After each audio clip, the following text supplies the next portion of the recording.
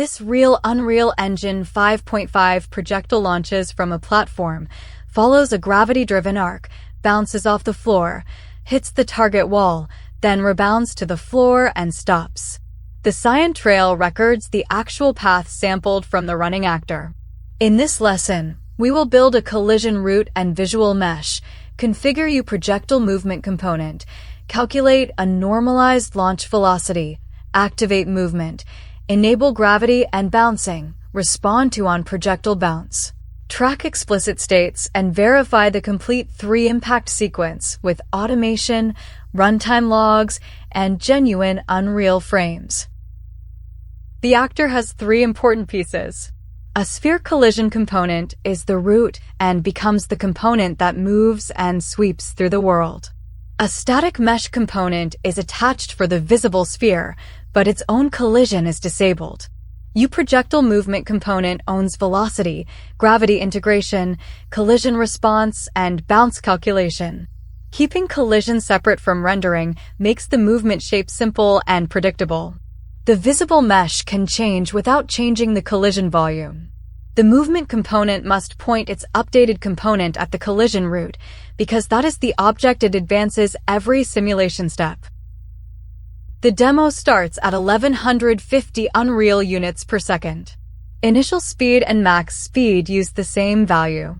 Projectile gravity scale is 1, so world gravity bends the trajectory. Rotation follows velocity is enabled, although a sphere makes rotation visually subtle. Should bounce is true. Bounciness is 0.65 and friction is 0.15. Bounciness controls how much normal velocity survives an impact. Friction changes the tangential component.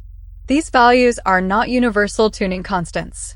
A grenade, energy orb, shell casing, and rubber ball should all use different collision shapes, speeds, gravity, friction, and bounce response. Launch velocity takes an arbitrary direction, normalizes it, clamps negative speed to 0, and multiplies the two. The demo direction is 1 forward and 0.75 upward. At speed 1150, the final velocity is 920 on X and 690 on Z. Its total magnitude remains exactly 1150. Separating direction from speed prevents a longer input vector from accidentally launching faster. The function is pure math, so automation can test magnitude, sign, 0, and negative input behavior without creating a world or waiting for a physics frame. The movement component has auto-activate disabled. That keeps the projectile stationary in the ready state while the scene and capture system initialize. Launch changes state to in flight, increments launch count, assigns the calculated velocity, and calls activate. This explicit start point is useful for weapons, pooling, delayed throws, and networked spawn flows. If a pooled projectile is reused, reset position, collision, velocity, state, lifetime, and any trail data before reactivation.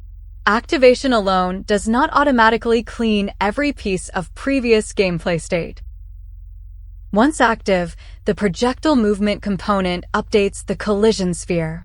Gravity changes vertical velocity while the current velocity advances location. Swept movement checks the path between frames instead of only testing the final position. That matters for fast projectiles that could otherwise tunnel through thin geometry. The component is a kinematic movement solution, not a rigid body simulation. The collision route does not enable simulate physics. If you switch to physics simulation after an impact, ownership of motion changes, and you must reason about that transition explicitly. Begin play binds handle projectile bounce to the movement components on ProjectileBounce delegate. Each impact increments bounce count and changes the demo state. The first floor impact becomes bounced once and turns the sphere amber. The target wall impact becomes bounced twice and turns it violet. The third impact marks complete, stops movement, and turns the result green. The callback also receives a hit result and the impact velocity. Use them for sounds, decals, damage, surface-specific effects, ricochet logic, or destruction. Keep expensive effects out of uncontrolled bounce loops and always define a lifetime or completion rule. These are genuine game mode frames rendered by the included Unreal project. The first shows the cyan projectile in flight with 0 bounces and the beginning of its arc. The second shows the amber projectile at the first floor impact, with the complete incoming arc visible behind it. The third shows the violet projectile contacting the target wall after bounce 2. The trail markers are sampled from the real actor location every 0.09 seconds. The launch platform, floor, target wall, projectile position, shadows, state label, current speed, and bounce count all come from the same execution. They are not generated substitutes.